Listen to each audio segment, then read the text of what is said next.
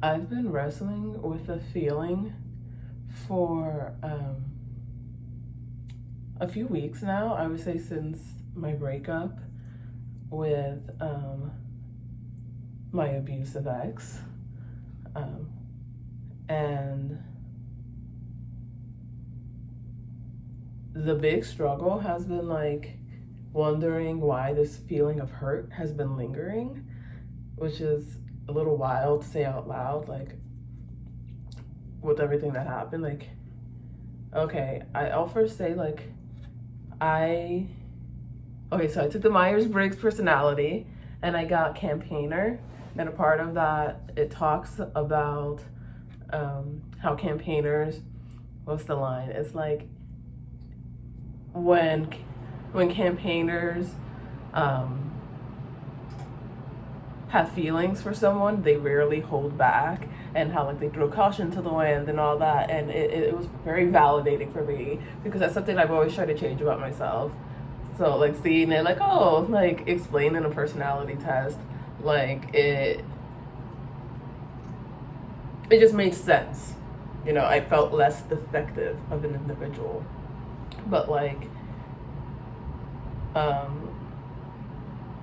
I was saying, I was wondering, like, I don't understand why I'm hurt. Like, I don't have hurt feelings for this individual. So, excuse me, I don't have romantic feelings for this individual anymore. And what? Now I'm like, oh, do I want to stop the video and just start over? Yeah, I do. Okay, no, I'm just gonna continue the video partly because I'm lazy, and two because I just don't remember everything I said and I don't want to leave anything out, and I just want to like leave in like the anxiety I feel when it comes, the anxiety and awkwardness I feel when it comes to talking about this past experience. Anyways, I just had an epiphany moment of like realizing why I have this lingering feeling, and the big thing is because as naive as it might have been, this person who I thought that I loved and loved me very much, and I thought like I was gonna marry and have like this wonderful, beautiful life with, threatened to kill me. Like, he literally put my life at risk. Like, that is such a mind fuck. Like, that is such a like, you know, like I thought the worst that could happen entering in like a romantic endeavor with this individual was I was going to leave with a heartbreak.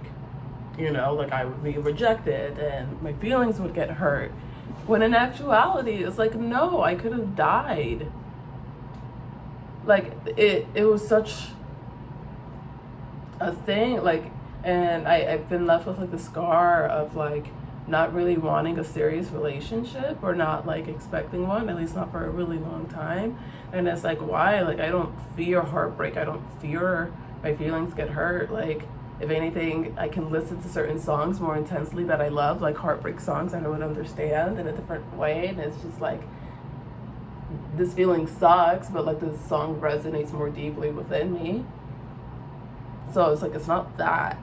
So what is it? And it's like, oh, because I want to be alive. Like, I've wrestled with suicidal thoughts for so long, like, and I'm gonna die because some evil retard murders me.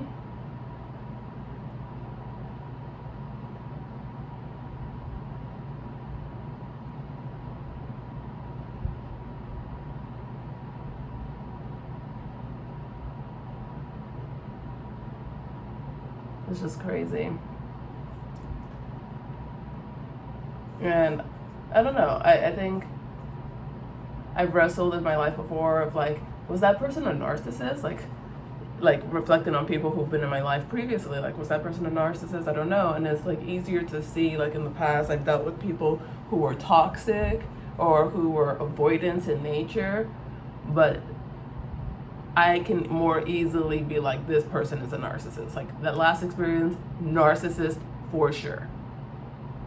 And I've been watching videos about narcissism. I've been watching, you know, people talk about their experience with narcissism, and I follow people on Facebook about it a lot, and I've been liking a lot of comments about it, and like, just reading about it, and my experience with it was like meeting someone, and I'm gonna like my experience with the different things that I've read. So putting the different things that I read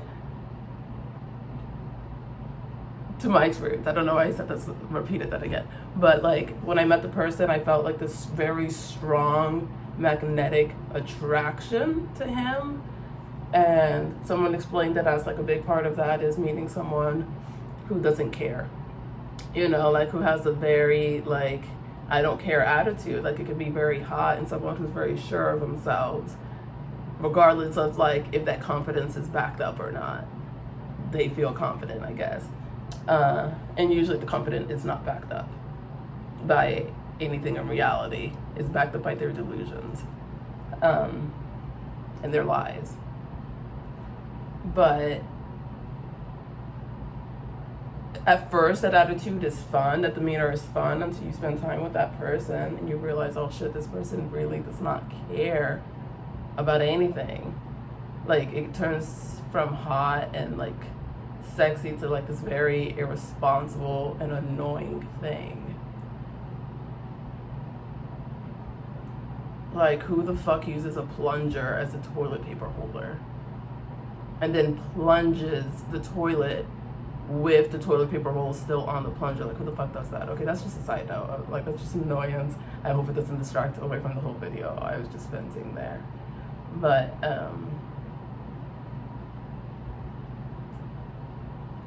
another thing that I experienced with narcissism is like all the lies, like lying about, like I don't like lying. Lying makes me feel so uncomfortable. It feels like there's a whole burning inside of me. So for someone to lie easily and not be affected at all by the fact that they're not living, like, what the fuck is wrong with you, you defective piece of shit?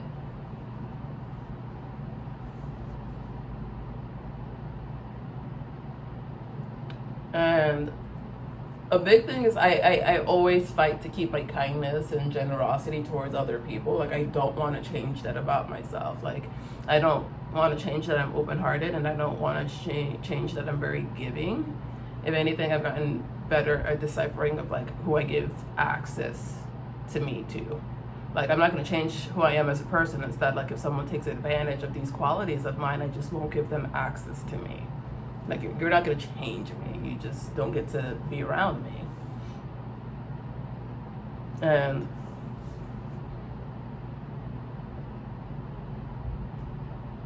I think I just needed to say all of this out loud to like really accept how I'm feeling. Like, I had to identify how I was feeling to like fully accept it. Like how I'm feeling and thinking, because those were more thoughts about my feelings than anything else. But I talked to a friend about all this yesterday, like my experience with the narcissist, and like I hadn't seen him in months, and then I was talking to him about it, and he shared with me his experience with the narcissist, and then we were just like comparing, and it was very helpful, I would say. So like maybe a support group would be a good idea for me, but just looking at my face, sorry, it's just bothering me. But something that like really stood out is there were some people that I had talked to that I thought were friends, and I thought like at least like cared about me, and their reaction was to run into like creating excuses for, you know, my abusive ex, and was like pointing to his traumatic childhood, was pointing to like this caused this, you know, like oh, poor him, like he's the victim of life and circumstance, and that was very hurtful. It's like you're like really, like, even I can see that in a theoretical conversation, or if you're talking about policy work or whatever, but like you're talking to a person who was directly impacted and hurt, and whose life was at risk because of this individual, and that is your response. And I sent messages, and I was like to two people, like, he know, like, made, like, yes, he had a hard, whatever, like, he's doing what he's doing because he wants to. Like, it's easier to become a bully than it is to change yourself. Like, he's trying to hurt other individuals to compensate for what he lacks inside and what he's not even willing to, like, try to build within himself. Like, he is, what the fuck is wrong with you? Like, you're literally, like, complicit with abuse when you do that. Like, by removing accountability from an individual, from the actions that they're choosing. Like, what the fuck? Like, what the fuck? What the fuck? It's, like, so hurtful. It's so hurtful and shocking, and it's more hurtful than the abuse itself. It's more hurtful that, like, people would condone that. It makes me feel like they're okay with me being victimized because they're overlooking that part to feel sorry for him. And, like, a big thing that this whole thing has taught me is pity is dangerous. Like, and that's why I made the video before of, like, pity blinds people to evil, like, to the true depths of evil. Because, like, it makes them underestimate. I'm trying to think of what I said in the video. It's like pity makes you underestimate the depths of the evil someone is willing and capable of committing. I think willing is the stronger part of that sentence. Like, maybe we're all capable of it, but, like, have the self-discipline, self-control, and the moral upstructure to, like, keep the moral foundation. I don't know if upstructure is even a thing, but the moral foundation to behave in that way. And my friend that I talked to yesterday, his big thing was, how are you? Like, I know you, not him. I'm concerned about you and your safety and your well-being.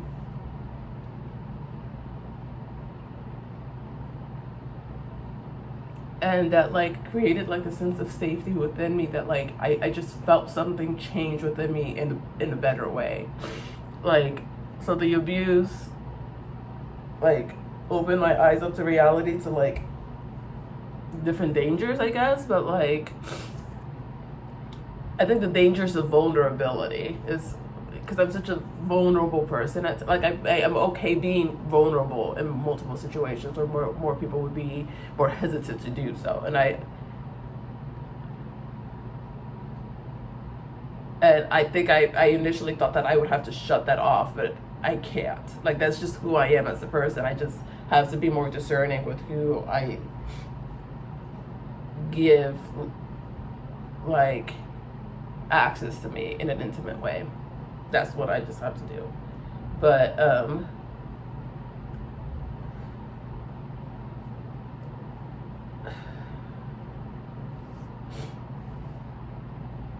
yeah, I thought I had to change my vulnerability. I lost my train of thought. Let me rewatch that end of the video to see. But yeah, my friend was talking, like, he was really checking in with me and, like, showing me that he genuinely cared. And I think I was missing that piece. Like, someone who just, I felt like had my side. Who, like, I felt like, yeah, was on my side completely and not seeing me as an outsider. You know, like, it felt like they were just, like, reading a news story, and, like, it was that level of disconnection from what happened to me. And it allowed me to feel a sense of safety that, like, makes, like, I didn't realize that I was, like, a little disconnected from who I was as a person, and that put me back into place. You know, it removed the disconnection a little bit.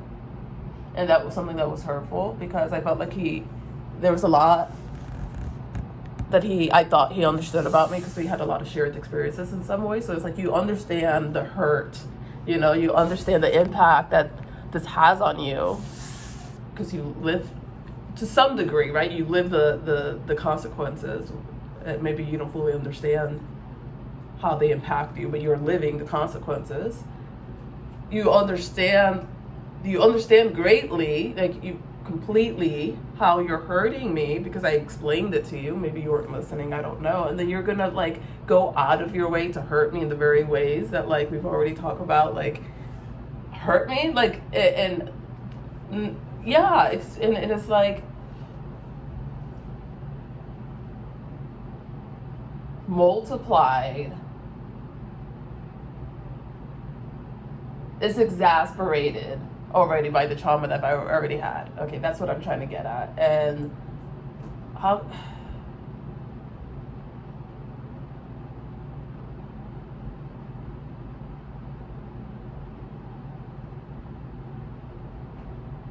it just left like an empty hole. Like, it left a vacancy within me, and the conversation with my friend yesterday really helped fill me. Like, it filled that space. Maybe not completely, but very noticeably.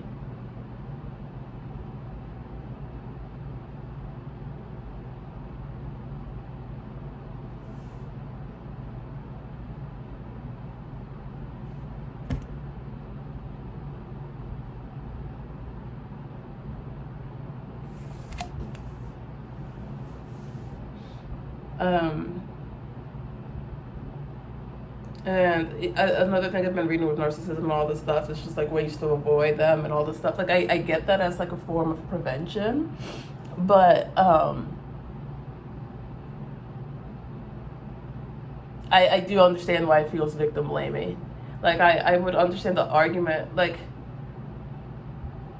it's good to have that conversation in the sense of prevention, but once the situation already happens, that shouldn't be the immediate response to a conversation. Like, well, like, it's too late for prevention at that point. It's too late for prevention. Like, we can talk about it later on. Like, let's check on the person to see how they're doing and like focus on their immediate needs in that moment. And then once they're a little more stabilized, that's when you have the conversation about prevention, so like that they don't fall prey to that situation again. I get that.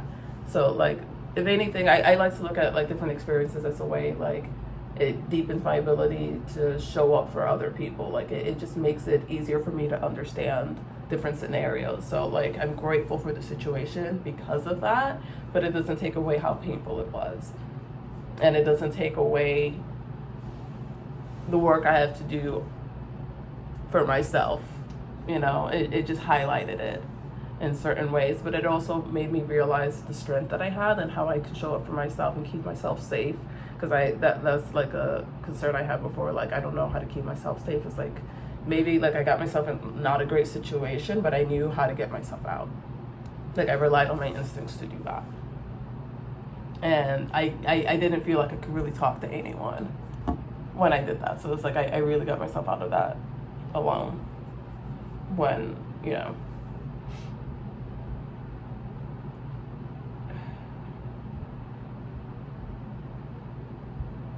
I just feel like there's so much that I can say, but like no words.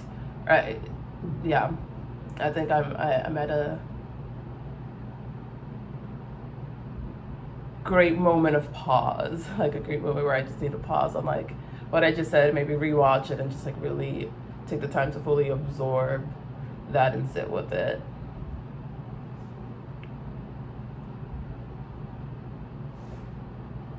I think I'll probably make a series or something and like share thoughts along my healing journey for that.